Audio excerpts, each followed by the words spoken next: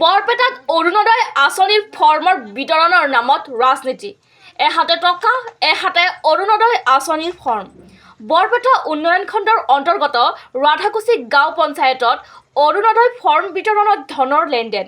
মুখ্যমন্ত্ৰীৰ কঠোৰ নিৰ্দেশনাৰ পিছতো অৰুণোদয় আঁচনিৰ ফৰ্ম বিতৰণৰ নামত একাংশ লোকে প্ৰতিগৰাকী হিতাধিকাৰীৰ পৰা ধন লোৱাৰ অভিযোগ উত্থাপন হৈছে। চাওক কেমেৰাত বন্দী হোৱা এই দৃশ্য।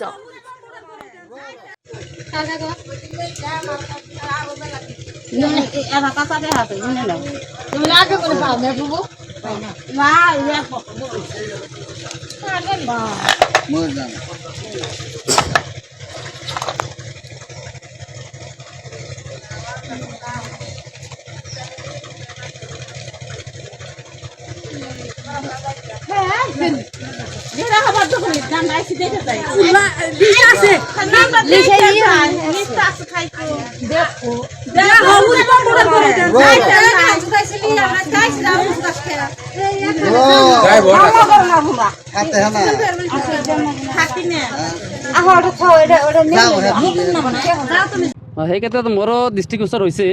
মই সামাজিক মাধ্যমত মোৰো দৃষ্টিগোচৰ হৈছে। আমাৰ তাৰে 1262 নং খৰুৱাপাৰা LP স্কুল বুলি এখন আমাৰ ভোটগ্ৰহণ কেন্দ্ৰ আছে।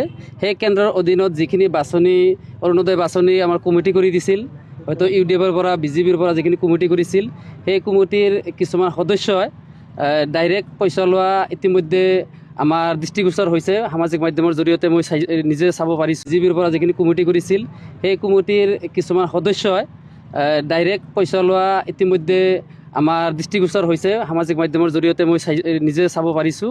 আৰু কিছুমান মানুহে মোক ফোনো কৰিছিল, আৰু সেইখিনি ফোনৰ জৰিয়তে মানে মোক কৈছে যে এনে কথা পইচা খুজি আছে, আপোনালোকে কি কয়, এইখিনি কিমানখিনি সত্যতা, এই পইচাটো মানে দিব লাগে বুলি কিমানখিনি সত্যতা। মই কৈছোঁ এইবিলাকতো কোনো পইচা চৰকাৰে ডাইৰেক্ট বন্ধ কৰি দিছে, কোনো পইচা ল'বও নোৱাৰে আৰু কোনো দিবও নোৱাৰে। এইবিলাক পইচা লেনদেন টোটেলি বন্ধ, যাতে কোনো ধৰণৰ পইচা লেনদেন নহয়। চৰকাৰে আমাক দিব, সম্পূৰ্ণভাৱে বিনামূলীয়াভাৱে দিব। গতিকে এইখিনি কথা আমাৰ চৰকাৰে স্পষ্টকৈ আমাক পইচা আমি শুনিছোঁ।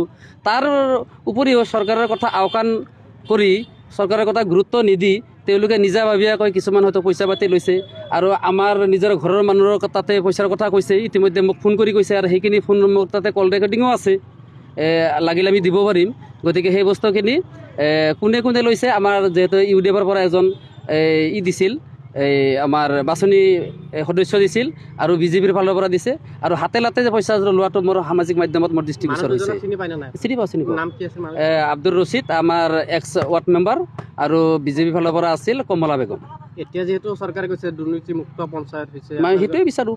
দুৰ্নীতিমুক্ত পঞ্চায়ত আমি আগৰ পৰাই বিচাৰোঁ, এতিয়াও বিচাৰোঁ, ভৱিষ্যতেও আমি সেইটোৱে বিচাৰিম। কোনো ধৰণৰ আপোনালোকে ব্যৱস্থা গ্ৰহণ কৰিব বিচাৰে?